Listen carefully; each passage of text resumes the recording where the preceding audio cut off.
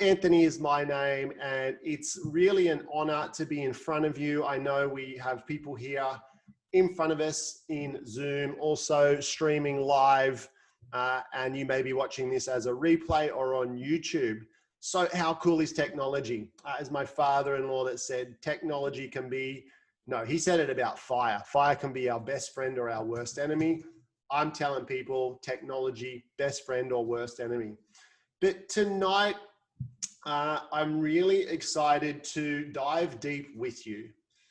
We've all been watching this journey unfold, and some of us, we know it's to do with health, others not so much. And the challenge is this: when do most people actually start to value their health? It's when it's not there anymore, okay? So what has been great, and I always like to focus in on that, what's been great about this period is people are actually being a little bit more diligent, a little bit more aware. Health is becoming a higher priority. And on the flip side, when they're wanting to learn more, be educated, my opinion, the information that's being shared, certain mandates, if you will, have very little to do with health. And so I wanted to jump in, and all of you should have got in the mail, if you registered for this, a little hat. And the hat is right there under where you're sitting. So if you just reach under and grab that, play along and put it on your head, and it's called a common sense cap. All right. So we are just going to use common sense through this. But again, common sense I find is not that common. All right. So we're going to jump in and really start to break down what is wellness, where does it come from, help you guys develop a philosophy around your wellness for you and your family. Because it's one of those things, you don't usually value it till it's not there, but often that can be too late or at the end of the road. And so if we have this opportunity together, I want to pour into you. I'm going to start here, but we are going to speed it up because I want to go at warp speed and put as much into this as possible so that you can really glean as much as you can from it. There'll be principles, there'll be practicals. And in fact, I want to start with a practical, because if you're like me, I'm spending way too much time in front of screens at the moment. And when we're in front of screens, we get sucked in and our head goes forward and we go into this crappy posture and our shoulders round and our physiology starts to shut down. So if everyone do this with me, take a nice deep breath in and let it out. And go ahead and take another nice deep breath in. And this time, just roll your shoulders back. Hold it there down in your belly and let it go with a bit of an ah. And on the last breath, you're just going to let your head start to hang right back. And let it come forward. Just roll your shoulders a little bit.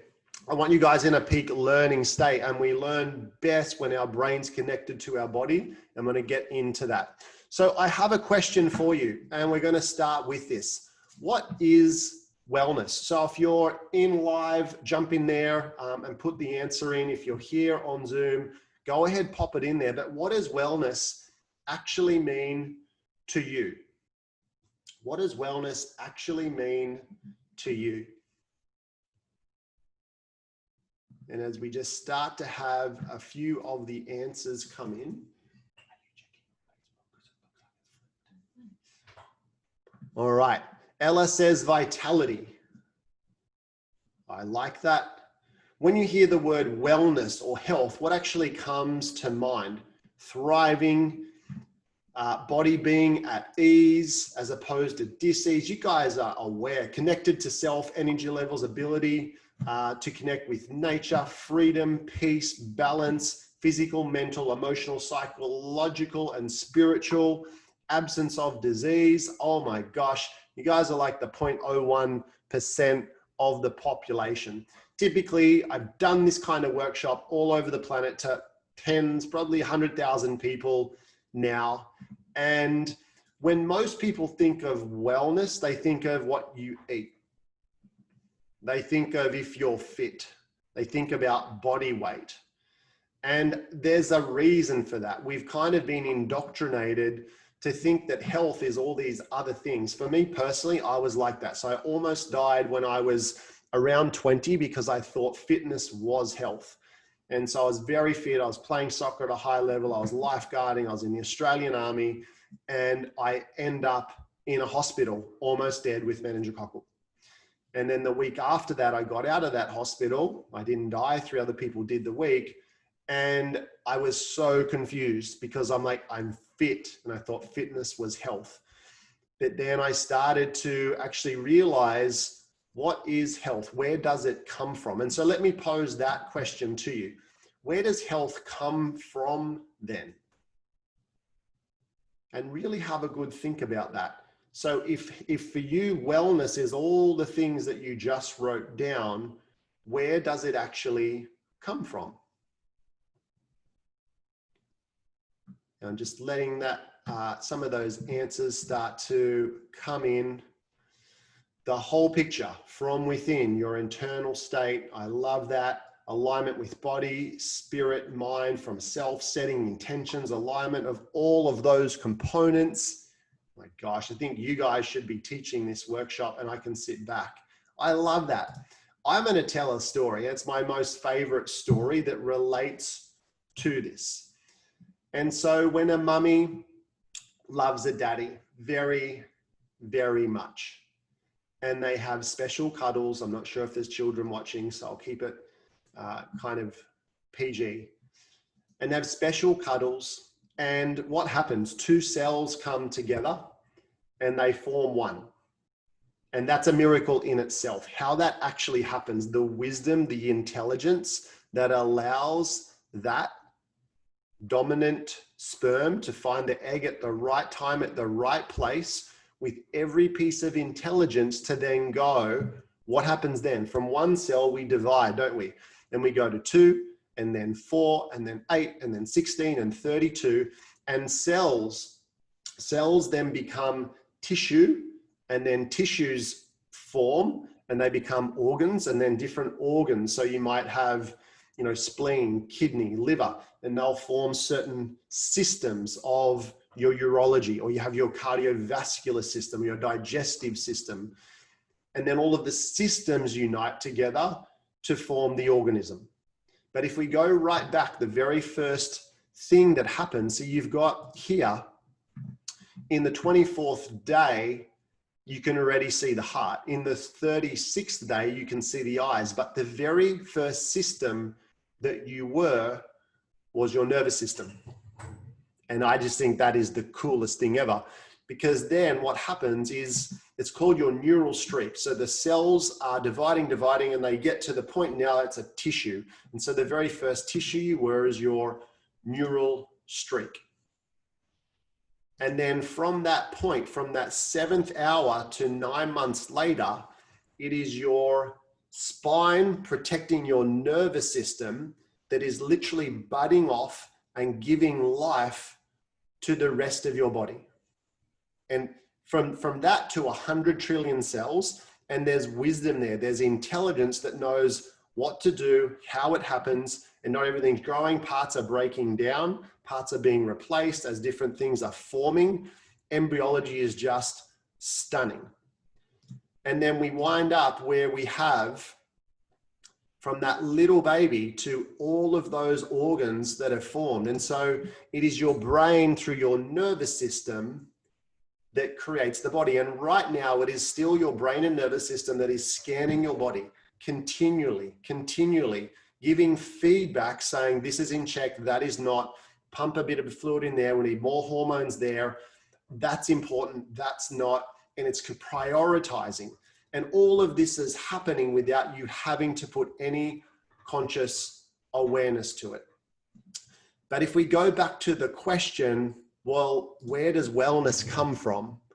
I hope you're starting to connect the dots, because it can only come from one place, because all that you were at the beginning was a neural streak. You were a spinal cord, and the brain and the central nervous system that then gives life Listen to my words. It gives life and continues to give life to the rest of your body. But it's not, that's matter.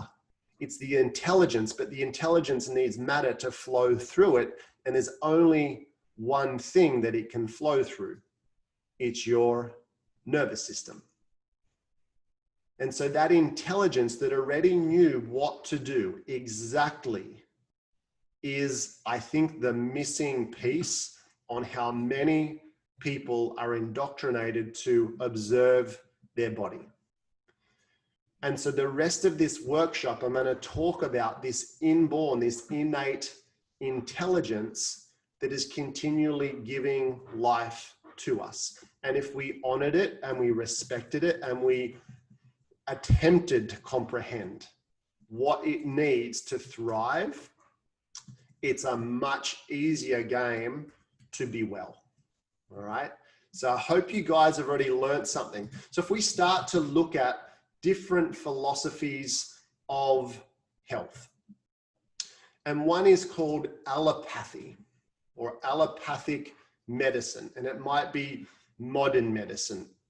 And so it's all about the questions that are asked. Quest, if you break the word up, quest, ion. It's your quest for energy, because ions are moving left, right, okay? So it's your quest. So if you ask a better question, you get a better quality of life. And with allopathy, the question is, how do I fix this? How do I get rid of the symptom? Because in allopathy, it's all about looking at the body almost in a machine-like state, where things can break down and parts need to be replaced. And it's a pill for every ill. And if I can't drug it out, then I cut it out. And there's a beautiful place for this, okay? There's a beautiful place for this. You know, when I had meningococcal, if I didn't get to the hospital and get the exact antibiotic, I would not be here today telling this story, all right? If you get banged up in a car accident and your bone is sticking out, don't go to the chiropractor or the naturopath or that. You got to get to the emergency. So there's a beautiful place for allopathy. The downside of it is this. It's all about alleviating symptoms. Now, symptoms, if you look at the root word, the Latin root of symptom, it means a sign of something else. So symptom is a sign of something else. So if I'm treating the symptom, I'm not getting to the something else. So I'm driving along in my car and the oil light comes on and the oil light is flashing, flashing, flashing. And I am just all knowing about how to deal with that. I go into the first aid kit and I pull out the Band-Aid and I just put it right there on the dashboard. And thank goodness there is no more flashing light. High five. I absolutely nailed that. We don't do this, do we? We absolutely do. And so then we're driving along and we hear thunk, thunk, thunk, or some other, or smoke starts coming out, because somewhere down the road, if we're just treating the symptom, we didn't get to the something else, which is a problem with the engine, for example. So when we look at a lot of allopathy, it's things like blood pressure. Well, blood pressure is a way to monitor something. It's not the disease. But we start to look at symptoms as the problem when it's a sign of something else. Now, sometimes a symptom is a good sign of something else. So let me introduce the other side of the spectrum. And it's a spectrum. It's not this is good and that's bad. You're going to develop a philosophy, hopefully by the end of tonight, that you know that's what sits with me really well. I'm not here to tell you what to think or how to observe this. Vitalism asks a different question. It's more about holism. It's more about function. So if there's a symptom, it doesn't say, how can I get rid of the symptom? It's getting back to, how do I get back to 100%? So if I'm in the allopathic model of health and I get a headache, what's the question I'm going to ask? And maybe type it in there if you're too slow, and I'll keep going. It's good for you to answer this because you'll start to get it deeper. And I want you to go out and teach other people this, because not enough people comprehend what I'm talking about just because they haven't been exposed to it. So if I have a headache and I'm in the allopathic model, I'm going to ask that's right, Beth, how do I get rid of the headache? And what answers do I come up with? What are some of the common answers people, not you guys, out there, society, what are they saying? How do I get rid? Panadol, okay? Panadol, everyone do. Or if you're in a different country, Tylenol or whatever it is, but your drug of choice. In vitalism, yep, Nurofen, there it is. In vitalism, we're not going to ask that question. If I have a headache, what are we going to ask? What's causing the headache, and how do I get to the cause of it?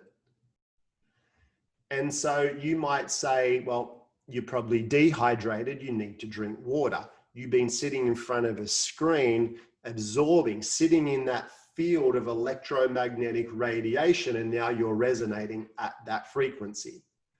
You've been in front of a screen for too long in your eyes, it's causing some kind of tension.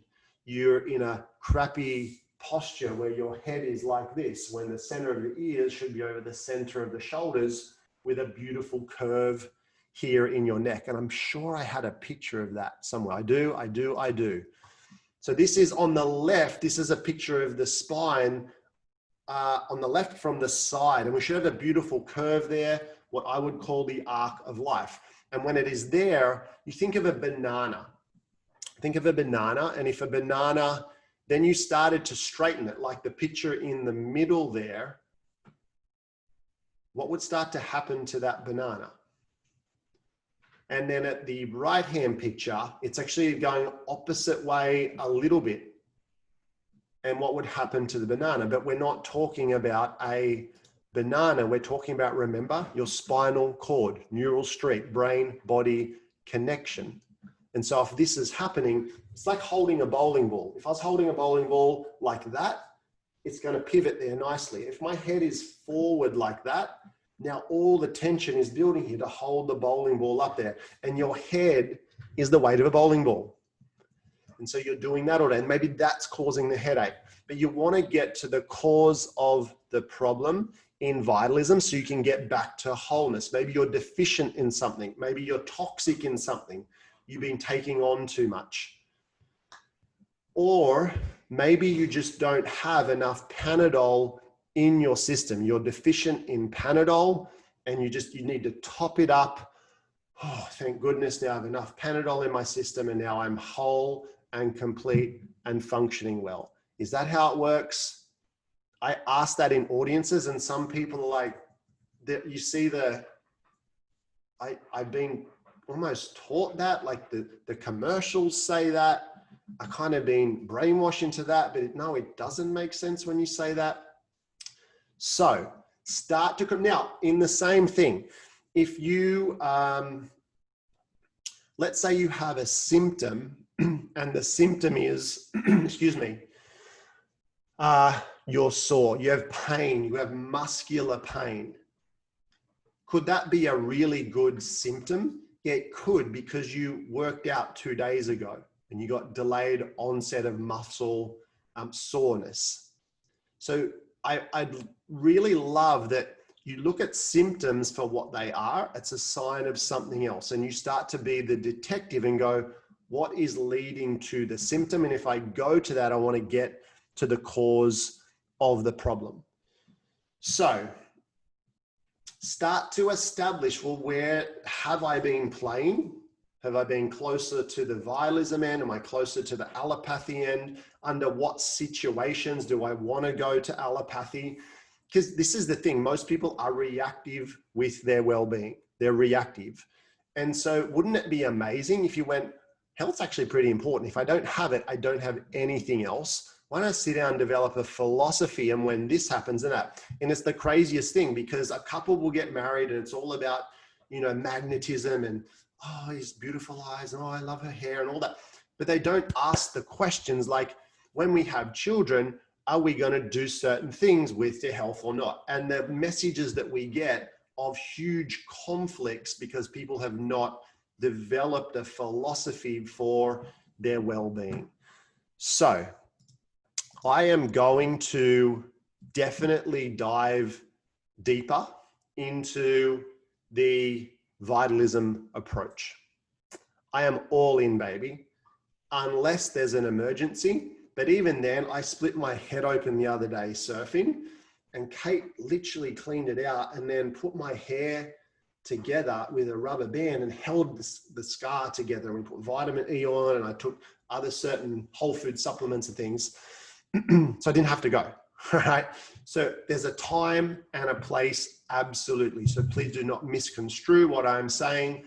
Some of my best friends are the highest, not ranking, I'm using my military terminology, the highest. They're a mister, if you understand. They're not the doctor, they're not the surgeon, mister. So the highest title you can have, and they're incredible human beings. They step into that because they have a huge passion for wanting to help people. And like most people who are in the health profession, they have a value of health because they lost it at some stage. So their perceived void, they went looking for it, and that's my story. The challenge is when you get into the pharmaceutical model. So in the universities, in the places, the universities where you start to learn about health and well-being, when you look at who is funding that curriculum, and I implore you to do your own research, don't believe a thing I say. You should know this. And part of the problem is we're taught to believe we can't make good decisions about ourselves. And no one knows your body like you do. If you tap into it and the intuition, and you start to comprehend, you start to know your physiology. And we homeschool our 3 kids, and this is a core topic. And imagine if the generation coming through actually could comprehend what their body did and what different signs were and how we could nourish it and all the different essentials that our body needs to optimize the physiology. But when you look at courses and curriculums that are funded by pharmaceutical companies, there's a conflict of interest there because I want to sell my product. And by the end of the doctor and they've finished their degree and they're in private practice or in the hospital, that week, another dozen drugs got released. And they're not going back to learn about them. Who teaches them about that? It's a sales rep who has no medical training but can sell to take this particular prescription. So I wanted to point that out because if the fundamental premise that that model is founded upon is flawed, the whole system falls apart if you don't lay good foundations. This is the reason why I became a chiropractor, is because I loved the philosophy. I love that there is a universal intelligence that is continually giving to all living things its properties and actions, thereby maintaining it in existence. I heard that, and I'm like, that is way cool. And that universal intelligence, when we are born, remember the innate intelligence, there's a part of the universe in us. It's like taking a cup and scooping some of that Pacific Ocean. It's in a separate vessel. It's innate, but it's the same wisdom. And this is what has taken you from 1 cell to 100 trillion cells and kept you in harmony and synchronicity, all of your different parts. And I think that is the coolest thing. And when you look at in your brain, you have 100 billion neurons, okay? If you take a part of your brain and the size of a grain of sand, I've written this down, there's 100,000 neurons and 1 billion synapses, the connections in the size of a grain of sand. And when you start to fathom the complexity, and instead of trying to manage it, honor it, when you look at the comparison of so on the left there, that picture is the synapse with the neurons coming in. The picture on the right is our universe. Who notices something? It's the same. It's like what's going on out there is what's going on in here. And when you start to get that you are connected to everything and everyone, and there's been experiments where they'll take a particle and electrons are spinning. They're both spinning the same way, and they'll separate, they'll split it, and they'll take one part to the other side of the planet, and they're still spinning. Exact same synchronicity.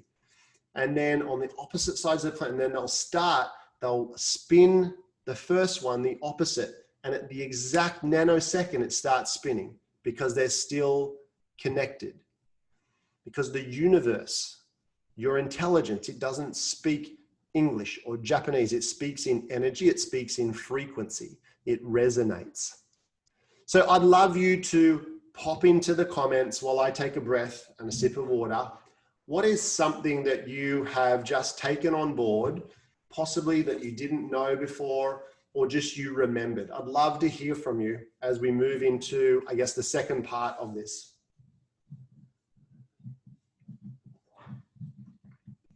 Everything is absolutely connected, Sandy. Indeed. When you start to look at food and you start to observe it and you start to compare it to body parts, and every physiological process or every body part has a whole food replicate. So you take something like the brain, if I bring that back up, and it has two hemispheres and it has a hard shell and it has all of the lobules that are going out from a corpus callosum in the middle. And you think, well, what looks like that I could eat? And you start to see walnuts, and there's a part of the brain, it's literally called the amygdala, and it looks exactly like an almond. Because this is what we did. We observed. If you look at ancient cultures, they observed nature and they didn't go, I can change that. I can destroy that. I can, over harvest that for my benefit. It was, how do I be part of this? And the coolest thing with this is your body is always doing two things. It is always breaking down and is always repairing. It is always breaking down. It is always repairing. There's good, there's bad, there's black, there's white, and you see there's the parasympathetic nervous system, and there's the sympathetic nervous system, okay? And so there's always both sides to the coin. Now, I'm not a chiropractor anymore, all right? On purpose. I literally let my registration go because the governing bodies that say what we can and can't say, how we practice and can't practice, who we can see and how we can't, I was stifled. I literally couldn't help in the way that I wanted. I'm like, I can do more help. I can teach more people getting to say what I want, when I want, how I want. I know there's chiropractors tuning in now because I can say what they can't. And I think that is a flawed system. And we're seeing it now. I'm going to go there. Doctors, hundreds, thousands across the world going, this, we've spoken to each other. This is it. The data says it. The evidence is there. This is the way, whether it's HCQ, where it's ivermectin. But no, there's agendas at play, people, for sure. Nurses are gagged. I get it. I totally get it. And again, you got to think, guys, it's like, we'll speak out. I lose my registration. I don't have a job. I don't have a career path. I can't feed my children. I can't pay my mortgage.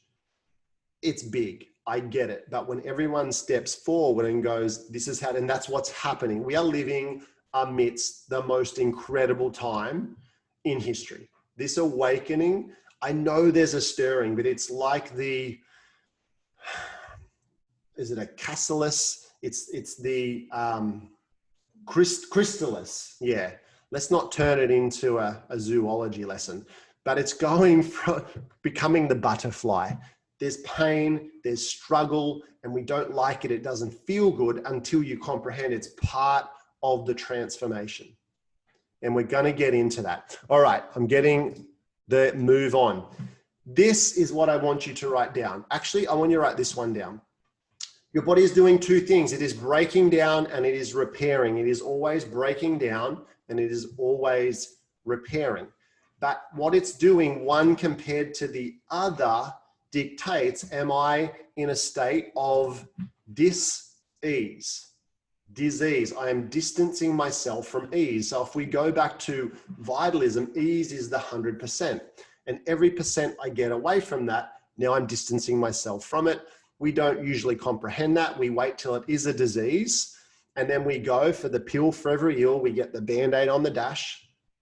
And then down the track, oh, now it's the engine. It's the heart. It's the cancer. It's the big diagnosis. But if we can actually flip that, where breakdown, we make breakdown small and we make repair big, now you're in a state of wellness, a state of wellness. And so I want you to comprehend this. 90%, every 90 days, 98% of the cells in your body are brand new. That is the rate that you are breaking down and repairing, such that every season you are virtually new. And so you should be in harmony with the seasons, what you're putting into your body, how you move, what you do. There's always a season. And if you start to observe, and that's why when we were nomadic, we would move around according to the season. We would eat according to the season because we were in resonance with it. But if you're breaking down more than you're repairing, compared to your repairing more than you're breaking down, it's the difference between wellness and illness. So who can tell me the vocabulary difference between wellness and illness? It's either we or I. Okay, it's we or I. And when you talk about you as a singular thing, instead of going, we are all in this together, we are all connected, it's right there in the word. So let's start to dive into this. What actually causes breakdown? And you tell me, I just keep talking. What causes breakdown? What causes breakdown in the human physiology? List a whole bunch out for me, and then we'll start to kind of categorize them. Stress, anxiety, injury, toxicity, toxins, poor diet, stress, love it, diet. You guys are brilliant. So, what causes deficiencies? I like it, low vibration, our environment, chemical, physical, emotion, indeed.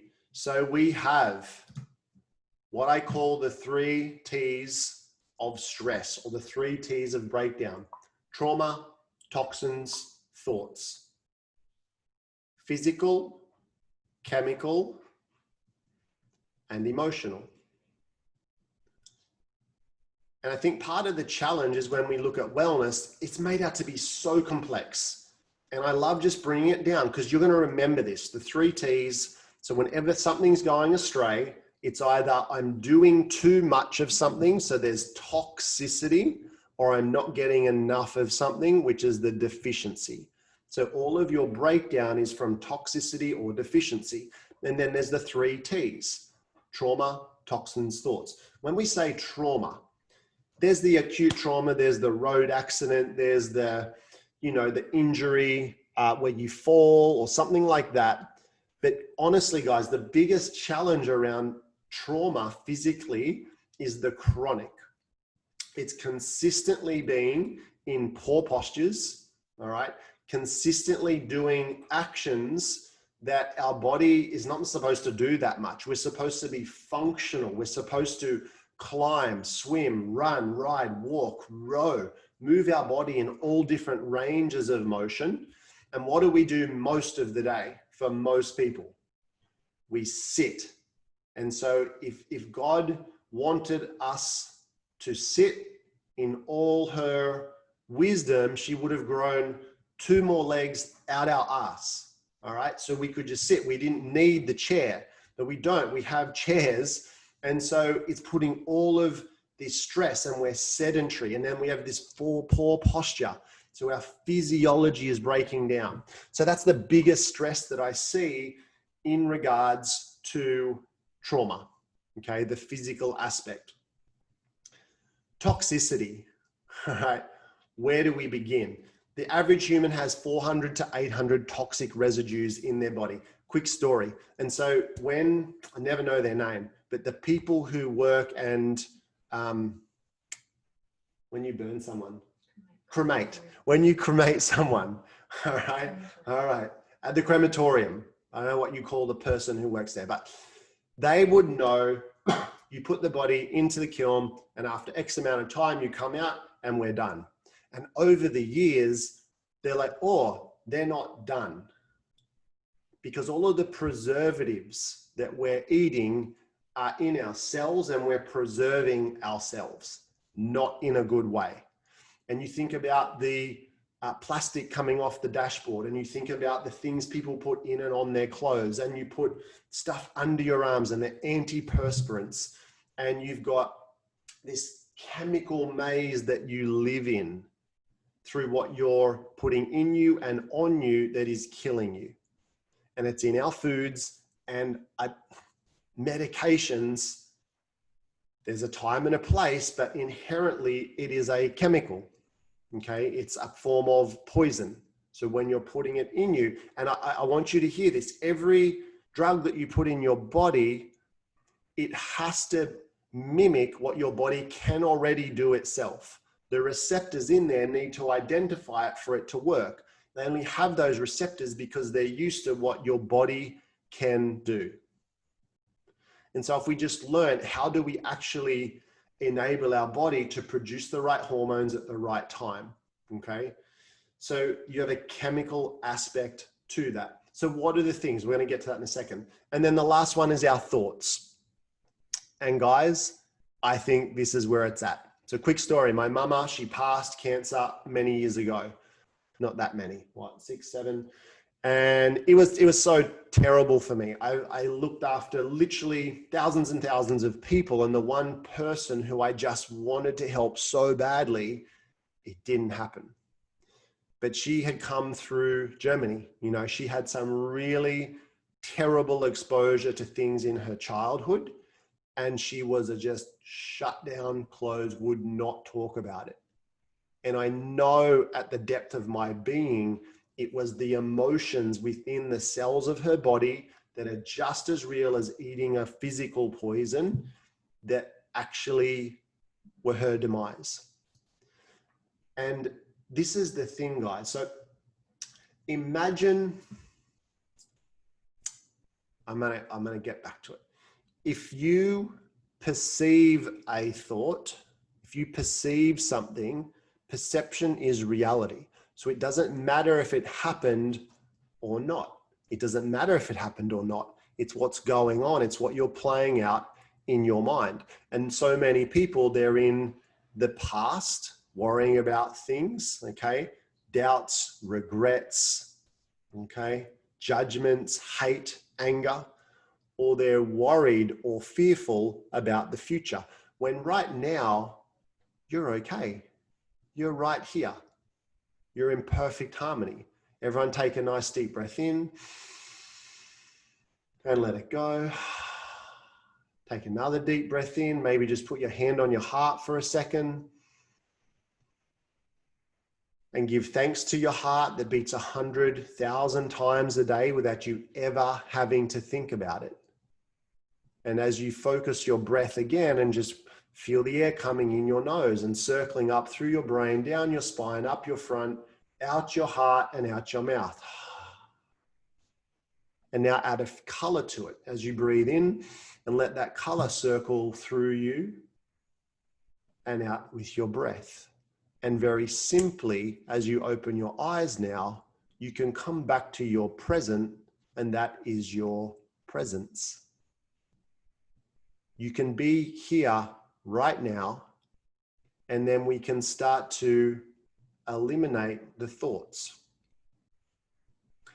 But if right now, go ahead and in front of you is a lemon, and pick the lemon up Maybe close your eyes, roll the lemon around in your hands, feel the texture of it, put it up to your nose and just have a little smell. Give the rind a little squeeze and just smell the smell of that lemon. And now go ahead and just open your mouth and just bite down. Take a big bite through the skin and into the juice. Let some of the juice go in your mouth. Good. And come back to me. And who's salivating right now? There's no freaking lemon there, people. There's no lemon, but your perception is your reality. If I can get you to salivate, if I can get parts of your body to excrete things right now because you thought about it, I want you to get this, because there's the placebo and there's the nocebo. You are in total control. The nocebo, it's where the two people go in and one has the knee surgery, the other one doesn't. It's just cut open and then sewn back up. And they don't know what's happened. And they go away, oh my gosh, that surgery changed my life. Because of the power of the thought. But you think of the last 5 months, the predominant thoughts you've had, the predominant emotions, and be honest, write them down. I want to hear, I'll go on when we've got like 20 different comments in there. What are the dominant emotions? Anger, frustration. Thank you for your honesty, Sarah. Anger, fear and anger, frustration, sadness, anger, frustration, fear, frustration and sadness, hopelessness, anxiety.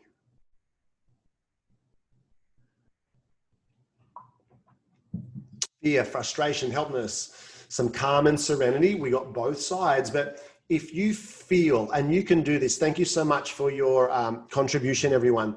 Delusionment, anxiety, lack of motivation, frustration, some relief, excitement of a new way of living, absolutely.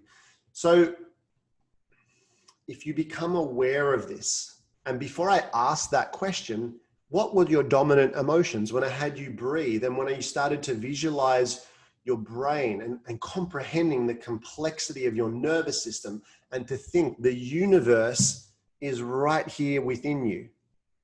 And what I think about and what I think about, I bring about. And you are in total control of what's going on. So I'm going to make sure your dominant emotions by the time we get off this is gratitude, certainty, presence, love, a vision that is crystal clear, a new respect and honor for your body, a sense of belief in yourself, that there's a power that made your body and it can heal your body, and that whatever happens on your outside world is no replacement for what's happening on the inside world. So with that in mind, what causes repair? Because we want to minimize the breakdown, but we want to maximize the repair. So what helps repair the body? Nutrition, rest and sleep, healthy cells, energy, rest, whole foods. Absolutely. You guys are all over it. Positive mindset, good thoughts, meditation, breath, good water, sun, water, vibration, you hold of breath, positive thinking. It's all of that. Enzyme cell regulators. Sandy, you're a chiropractor or some kind of health professional. Incredible. I am going to pop up. I call these the for love, you're all over it, relationships, connections. I call these the 4 essentials. Okay. So let's go through it. We had the two ways that we can shift breakdown. We have either we have toxicity, so too much of something, or we have deficiency, not enough. So it was 2. The 3, remember we had the 3 T's: trauma, toxins, thoughts. That's what causes breakdown. What causes repair is the 4 essentials. And so the 4 essentials are these: nutrition, water, oxygen, spark. And there's many subsets to that, but you might want to jot those down quick. as I tell you this story. So how long can you go? So if something's essential, what does essential mean? It means if you don't get it into you or onto you, your body can't make it for itself, so you're going to die. Or you may not die, but you're in dis-ease. It's not on and off. And that brings up another topic before I jump into this. What about genes? What about genes? I'm just so poor with my genes. Mum got this, auntie got that, Nana got it, so I'm going to get it. That's what we're taught, aren't we? But over the last 40,000 years, out of the 40,000 genes that are in our body, how many have changed? How many have changed over that time? It's like less than 5. But what has changed? It's our environment. And Jenny is all over it. It's our epigenetics. So epi meaning above. You have your genetics. You have a predisposition that if it is cancer, if it is heart disease, you have a genetic predisposition to that. It's like the gun is loaded. The bullets are in, and your bullets, it says the cancer, it says the heart disease, whatever it says. But what do you have to do? You've got to pull the trigger. It doesn't matter what's loaded. And so it is these things that we're talking about that pull the trigger or don't pull the trigger. So I want you to get that, because otherwise we just run this story. Oh yeah, the doctor said, yeah, it's in my genes. What the heck? Now for the rest of your life, that's your predominant thought. I already know my death sentence. It's absurd. So where was I? How long can you go for without food? Pop the answer in. How long can you go for without food? Some of you are going, well, I don't know, long time, more than a skinny person. A year, a month. I'm going to say 40 days. Work with me. 40 days. Nellie's been here before. 40 days. How long can I go without, what was the next one? Water. I survived the 48-hour famine. I think it was the 40-hour famine. 3 days. I'm going to say 4 days. There's a theme here, guys. 40 days without food, 4 days without water. How long can I go without oxygen for? How long can I go without oxygen for? 4 minutes. You're on it, Stephen. Well done. And how long can I go without nerve supply? Oh, I don't know that one. You can't. You're dead. Christopher Reeve, some of you old enough to remember Christopher Reeves. He was Superman, right? He played Superman. He was super until he got bucked off a horse and flew for the last time through the air and smacked. And he fractured his atlas, the very top vertebrae, and now no brain-body connection. All right. So quadriplegic. That's a very big example, so you guys start to get it. But when you start to shut down the life force from brain, body, mind, spirit, this is the connection. We need to start to honor the connection through our nervous system and the charge that flows through that. Okay. Or you can go 3, 3, 3, 4, 4. You guys get the idea though. So I'm going to start to break some of these down for you. When we look at nutrition, the suffix nut, the prefix, I should say, nut on nutrition comes from light. And so nutrition is our ability to get light into our body. So I've put there rainbow sunlight. Because when you look at, if you got dropped on the planet before any kind of industrialization, what would you see mostly? Green, foliage. And so you would scrummage around and berries, but a lot of the things you would eat is you would pick and you would start to get from the ground around you. But the way that the sun sends those photons through the air and it goes into the plant, and through photosynthesis, it takes the sun's energy and turns it into plant energy. And then you make the sacrifice to your body, which is that photosynthesis. It's literally the, all my words are eluding me, but you know what I mean. When you get the juice of that, that is exactly what your body needs. So it's high voltage. It's how you get sunlight into you. When you look at the color of the rainbow and you look at all of the berries and oranges and the greens and the purples and the color of the rainbow, and they all have a different frequency, don't they? And they all, if we start to allopathy it, they all have different vitamins and minerals. But just from an innate knowing, you can see the different colors of what you would be attracted to. So if you're eating the sunshine every day, that's a good thing. Now, if we break things as far as nutrition from fats, proteins, and carbs, again, that's an allopathic way of looking at things. What if I just said to you, there's plants, there's animals, and there's processed? Plants, animals, and processed. And I said to you, well, how much animals should we eat? Innately. Innately, what would you say? A little bit, a lot, a real lot of animals. What is it? And guess what? It's, if you are innate, it's going to come a different answer to all of you. If you start to stop the brainwashing and you just actually started to tune into your body. So for me, I was a vegan for a long, long time. I raced the Hawaiian Ironman as that. I never got sick. I never got injured. Since that, I've started to incorporate some animal into my nutrition. For Kate, never touch it. Our daughter will not touch it. Bodhi, our second one, carnivore. It is not a meal unless there's meat on the table. So whatever your beliefs are, I honor that. You just honor your own. But most people are confused. Well, I don't know. He told me that. He told me that. What's in your intuition? When you go sit on the earth and you start to eat, this is the key. You will know how much animal to eat when you eat enough plants. When you're making the mainstay of what you're putting in your body as plants, some of you go a little bit and some of you will go a lot, and your body will know exactly. Okay. So when I say plants, I already gave it away, a lot. Eat a lot of plants, the colors of the rainbow. What about processed?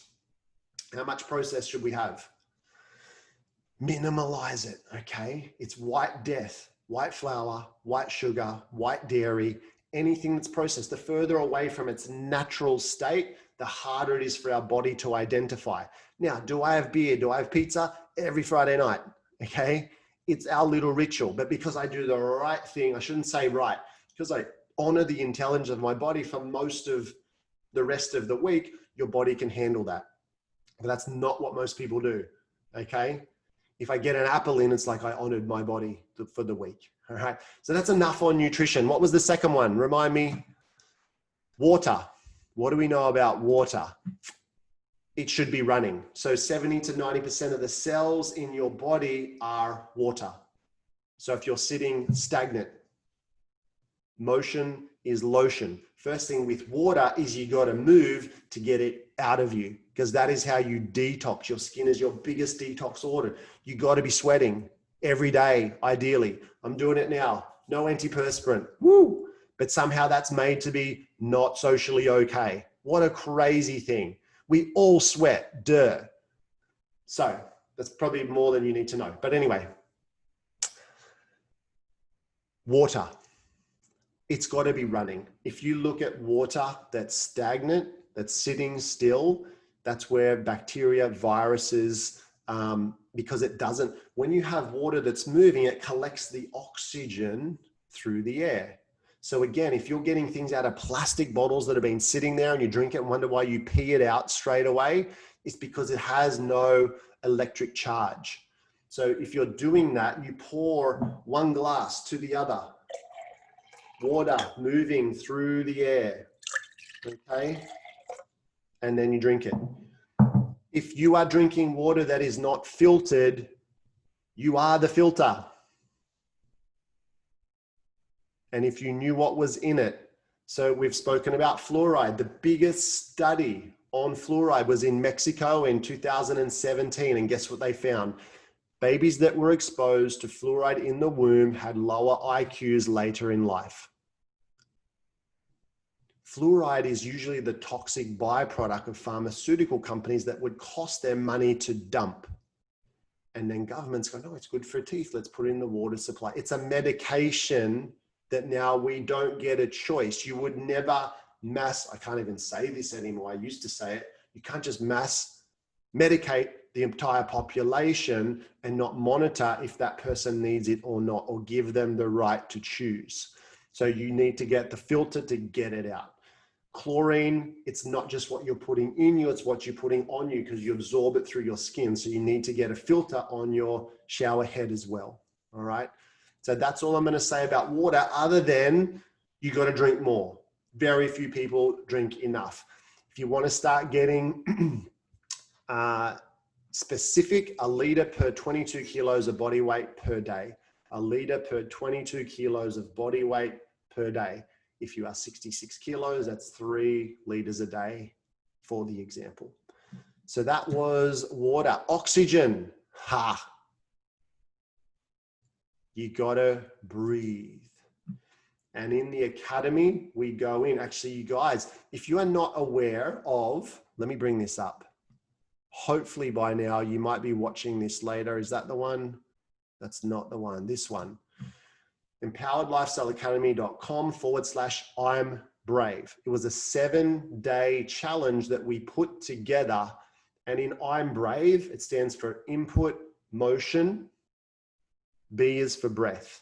And we go through 3 specific breathing techniques, and chuck some comments in there if you've done this and what it did for your life, because these 3 simple breathing techniques, as far as helping bring posture, getting toxins out, and calibrating, centering the left and right hemispheres of our brain, was profound. To finish off, R is resonate, A is affirmation, V is vision, and E is elicit. So using spoken word to project what we want into the future. So I wanted to bring that up because what you need to know about oxygen, this is why you want to move your body again. 2 reasons: the water to get it out, but to get more oxygen in. It's very difficult for cancers, bacteria, viruses to live in an oxygen-rich environment. The other thing that oxygen does is it alkalizes our system. So I'm not going to go into this too much. There we go. Sarah's onto it. When you have an alkaline, okay, very alkaline system, very challenging. But when you don't have that, it's acidic. So think about this. When you eat sugar, it's not the sugar that puts the hole in your tooth. It turns into the high pH. And so you've got all of that acid that burns a hole in your tooth. The hardest part of your body is your teeth. So if it can burn a hole in your tooth, if you do have the genetic predisposition and that acid starts to accumulate in a joint, what's it going to do to the joint? Other than if it's misaligned again, if we're getting back to the chiropractic, but if it starts to eat it, yeah, then we call it arthritis. It's not arthritis, it's acidosis. Anyway, so what if you have a pre-genetic disposition to that acid starts to form in an artery? What's it going to do to the artery? Yeah, it's going to start to burn a hole in it. What will our body start to come in and naturally lay down over the top of that to heal you, to save your life? Cholesterol. But you go off and the doctors, you've got high cholesterol. We've got to take this medication, which again is poison based, to put in there to get rid of the thing that's helping you, instead of getting to the cause to get rid of the thing that's causing the hole. So we've come full circle now to look at where allopathy doesn't work so well. And if we start to shift towards a vitalistic approach, where do we head? But some people don't value their health enough, and that's okay. That's not their value. And if I don't want to put time, energy into something, allopathy, I'm going to put all of my faith in what I'm told on the TV and by the person in the white coat. And that is okay. That is that person's prerogative. We're not here to judge what they value. It's start to honor and live by what you value. So, as we move on to the last one, spark, high voltage living. If you are not in good posture, your brain-body connection, that flow of the innate intelligence through you cannot heal you at its optimum capacity. So I would encourage you, whether it is a chiropractor, an osteopath, or a physio, someone who starts to look at the posture. It was Thomas Edison who said, look, the doctor of the future will give no medicine, but will advise his patients in the cause and prevention of nutrition and also the human frame. I really messed that quote up, but he talks about, I should have brought it up, but it's talking about not giving medicine, looking at the person's structure and starting to look at what is their nutrition. All right.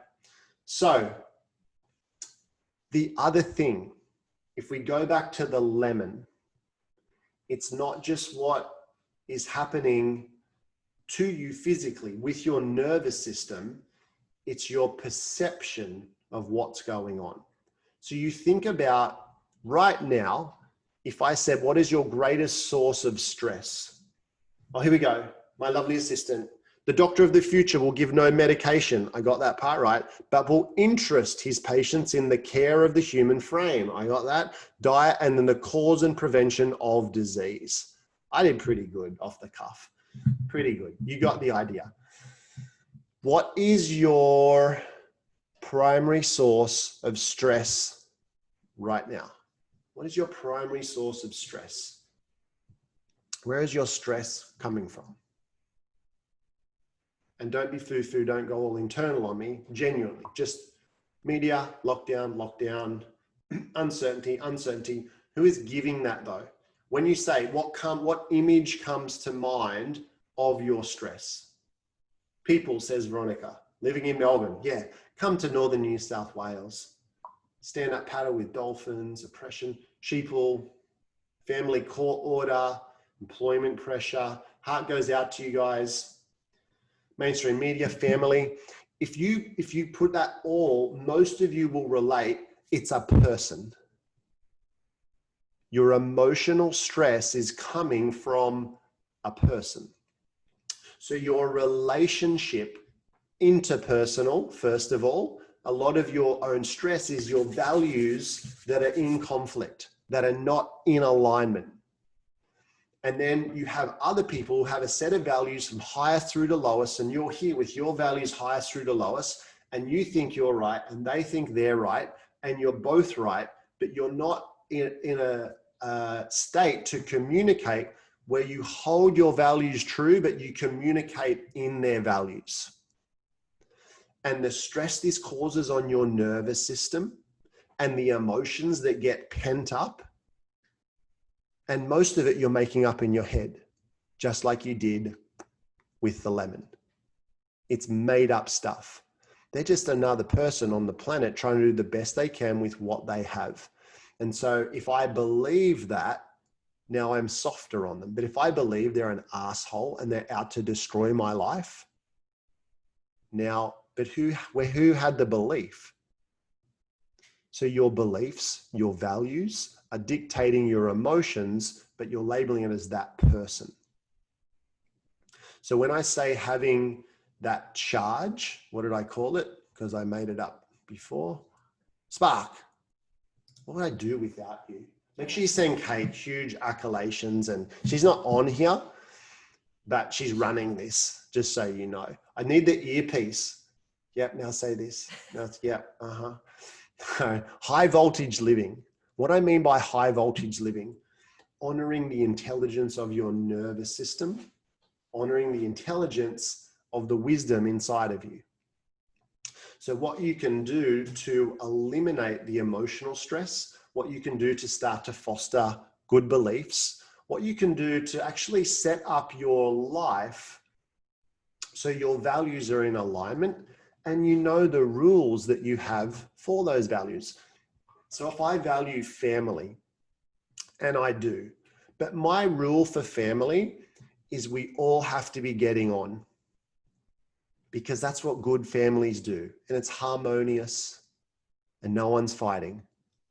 And I homeschool 3 of them at 8, 10, and 12. And then I got Kate, which is good. That's on the good side of things. If she jumps in here, you know why. But 5 people under one roof, and we all have reasonably big personalities, how often are we all in harmony? There was that one time many years ago. No, but but I'm making the rules. Whereas if I can go, that's how it is. Like there's always someone up, someone down, and I can observe that. And I don't like push the pendulum. Like the pendulum of emotion is going to swing through. And when you have a daughter who's very sensitive, and then you have, anyway, what I'm trying to get across is your relationships that you have, the values, your beliefs. When I say nervous system, there is a physical capacity to that, but most of your stress, you're controlling it internally by stuff you've messed up somewhere along the line.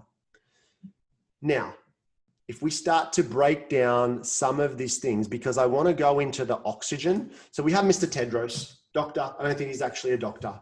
And he found this position on the World Health Organization. And I want to get into the masks. And if this live disappears, you'll know why, because it's not the mainstream narrative, but it is the science and it is the evidence. And so when the World Health Organization says there is no direct evidence to support universal mask usage, and in the highlighter there, a meta-analysis in Systemic Literature Review has reported that the use of N95 respirators compared with the use of medical masks is not associated with any statistical significant lower risk of the clinical respiratory illness outcomes of laboratory confirmed viruses. Down the bottom, curiously, while cloth masks and face coverings are far less effective for blocking respiratory droplets, the WHO recommends that cloth or non-medical masks should not be considered for source control used by infected person in community settings and not for prevention.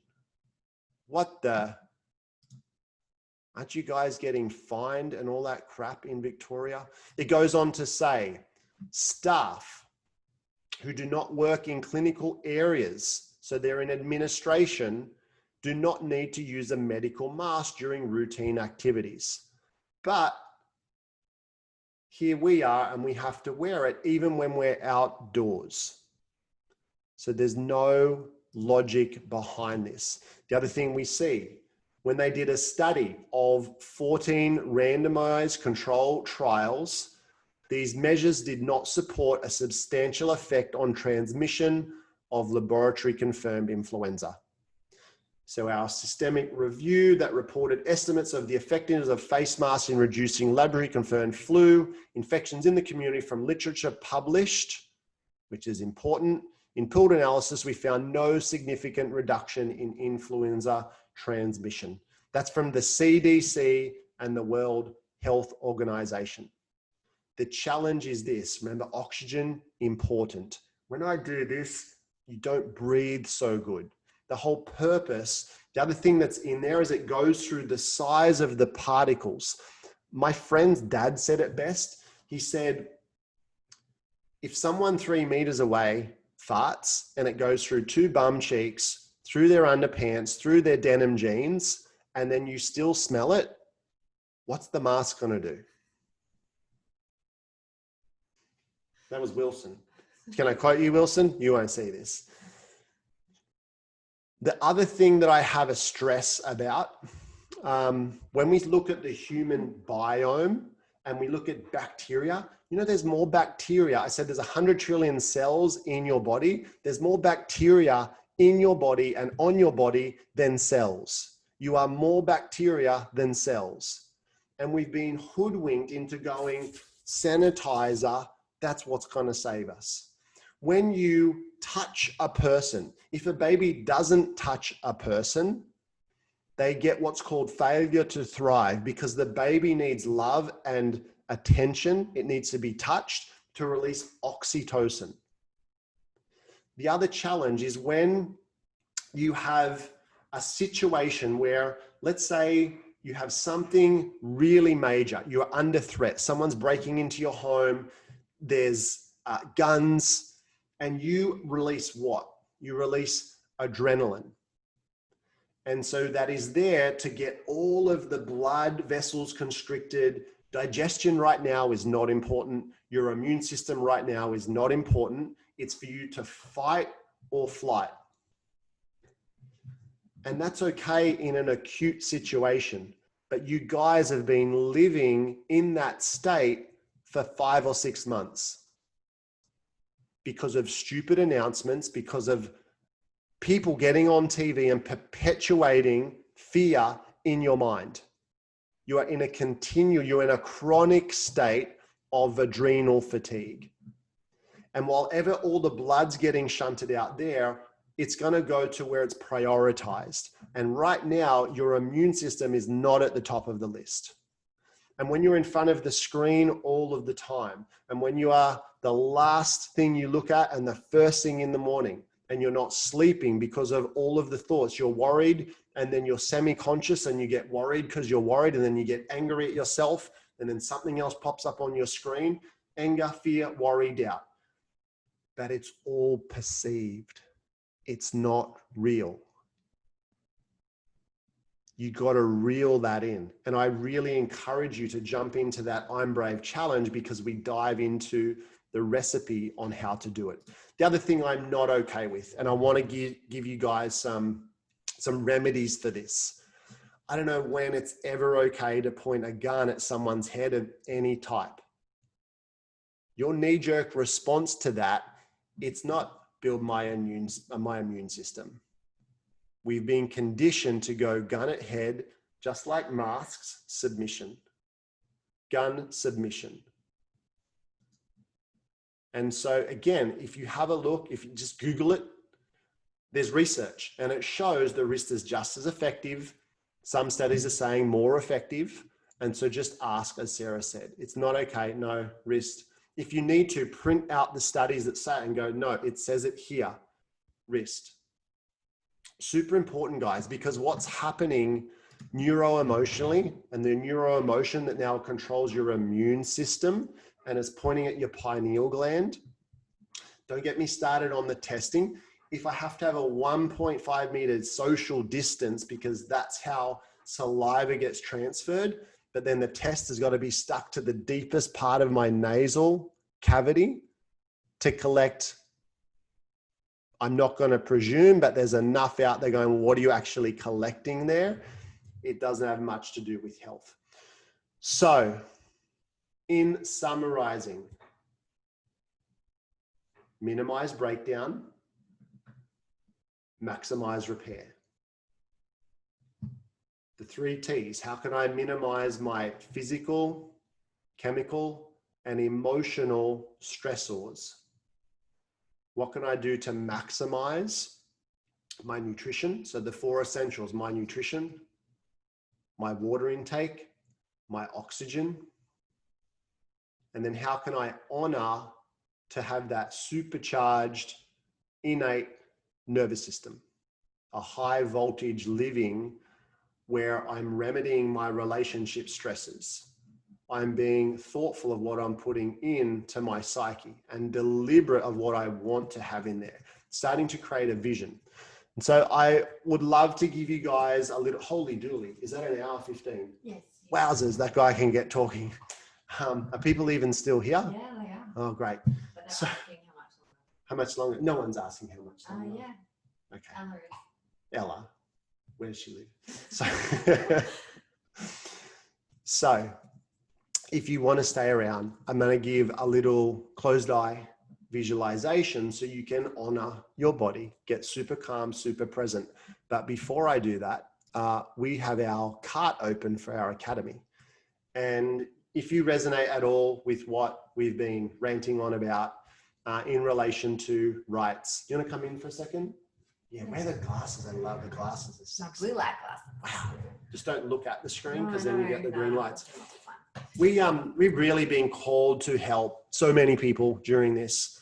And it's all about, for us, living our highest value. And I know when I learn things and then I'm able to teach them and help someone, that's it. That's my calling. Mm. And Kate's the same, but we complement each other, because I'm out there with the vision and she's on the technical know-how and the day-to-day practicality of it all. A little bit too. Keeps me in order. She's like my guardrails. But you know, all the stuff we've been putting out on rights, on managing your emotions, starting to get different people with expertise in different areas into that. And parenting during these times too, because sometimes it can be really hard to know how to navigate it, what to say to your kids, how to talk them through it and manage your own emotions. Absolutely. So we put the academy together at a really low price point so people can dive deeper with us, but have some skin in the game. You know, we give a lot like this of free into Empowered Lifestyle Revolution, but in the academy, we really go deep with people who are ready for the next level of that. And so if you've been with us through the I'm Brave Challenge, again, that's a free 7-day thing, huge value there. But we only open the doors to the academy twice a year. People ask, why do we do that? Because we kind of want people to unite, be on the same page and move through all of the structure together. And they can do it at their own pace, but the community in there is all about everything I just said. Mm-hmm. As far as having remedies for building your immune system, minimizing breakdown, maximizing repair, getting clear on your values, getting clear on your mission, having your true north, standing in your power when you are confronted in your values, relationships, all of that. It's just everything we've ever learned over the last 20, 25 years around having an empowered lifestyle. And it's not just learning the concepts. We walk you through how to apply it into your life, because I think there's a lot of, we can do a lot of stuff and we go to a course and like, oh my gosh, I just learned this is amazing.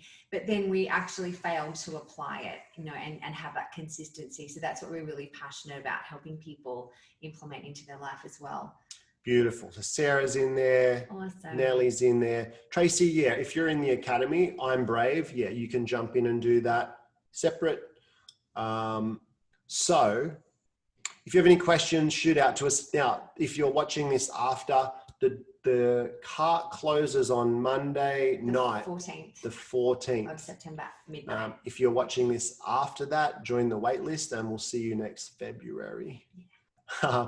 But yeah, if you want to jump on board with us, that would be splendid.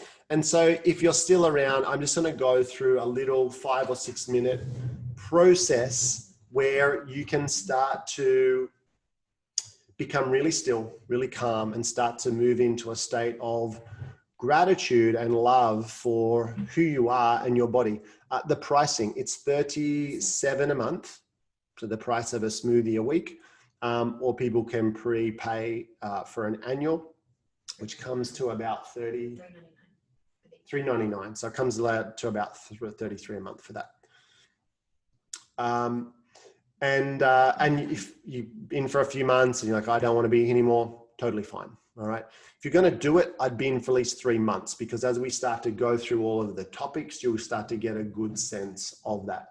Around pricing, I already know what we teach you around your wealth creation and your structuring of that.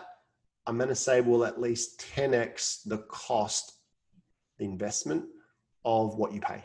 All right. Bold statement, but hear me out on that. So if you just go ahead and take a nice deep breath in and start to let it out.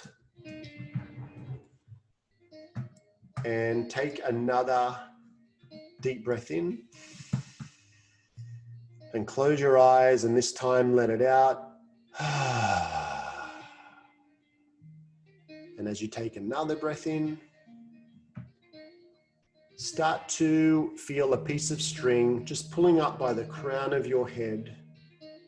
And as you let the breath go, remain in that beautiful posture, but feel the string relax. And as you continue to breathe deeply, just start to think about and thank whoever or whatever was holding that piece of string. Universe, God, whatever. If you don't have a label, just connect to something higher.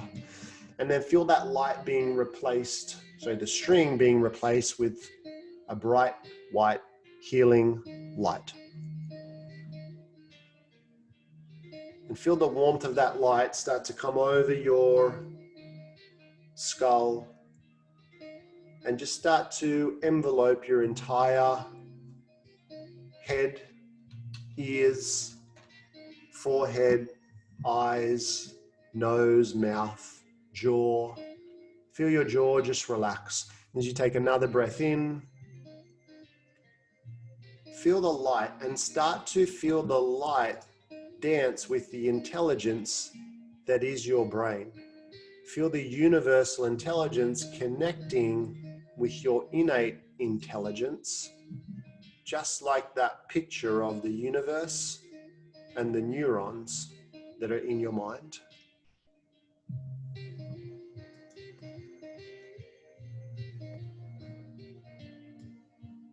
And while you're there, start to give thanks to your eyes. Feel the warmth of your eyes and everything that's allowed you to see. And if you don't have sight, give thanks for your insight. And feel the light moving over your ears and give thanks for your ears and everything that they collect that allows you to hear. And move to your nose and to your mouth and give thanks for everything that you are able to smell and taste and speak. And as it moves down over your throat, your vocal cords, give thanks to everything that you're able to say and sing and communicate. Think of the most delicious taste you've had. Think of the most beautiful things you've heard or you've been told. Think of the most beautiful things you've seen. The people, the places.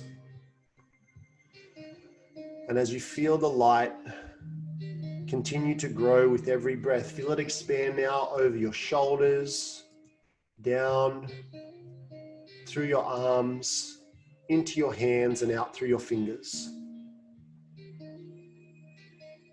And give thanks for your arms and your fingers and your hands. You're able to touch and feel and lift.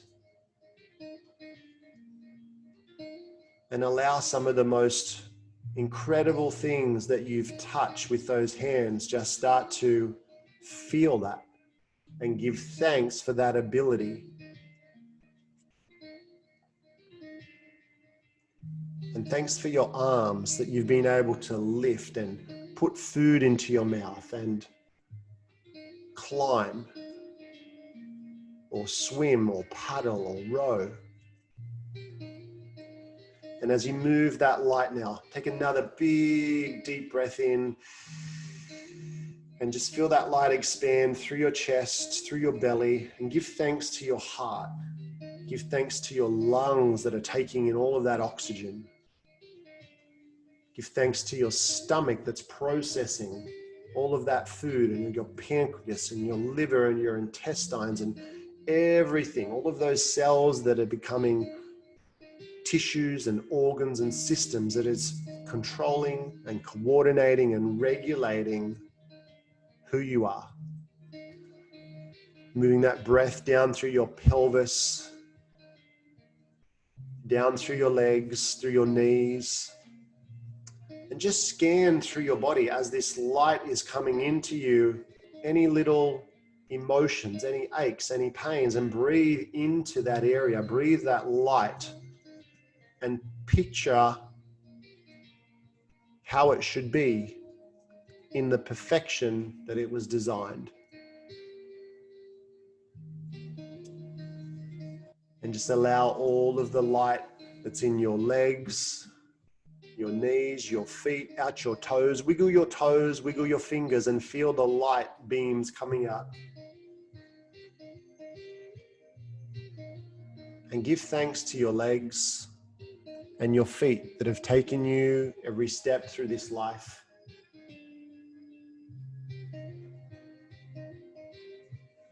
The places you've been, jumping, climbing, kicking.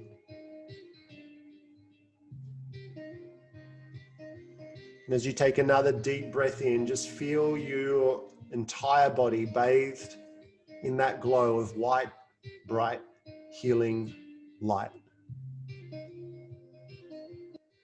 And in this state of gratitude, just start to cast a vision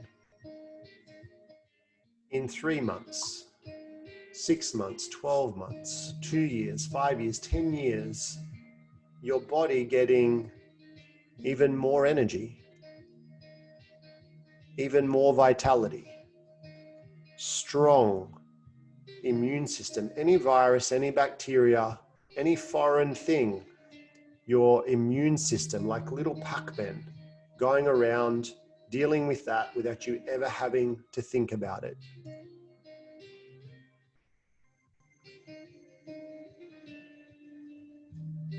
And as you take another deep breath in, just clench your fist, not hard, but just to bring that feeling in.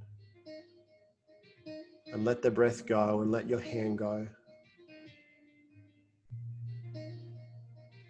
And when you're ready, just start to open your eyes and know that in this few minutes, this is always available to you, where you can bring light, life, gratitude, presence, certainty of the mind, and love and gratitude in your heart. And what you think about and think about, you bring about. It's been so cool spending the time with you. If you've resonated with this, we'd love to continue the journey with you.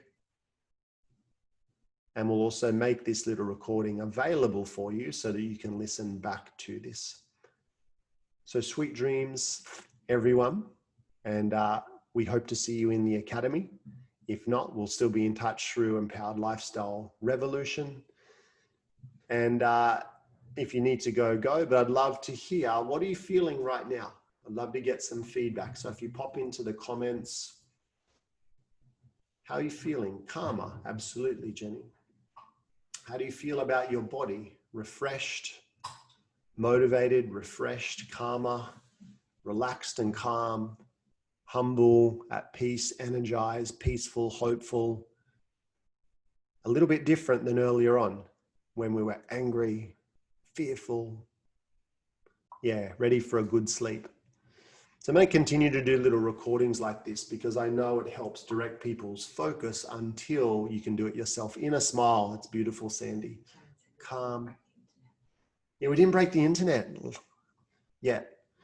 So grateful for the magnificence of the human body. You'll just make me cry.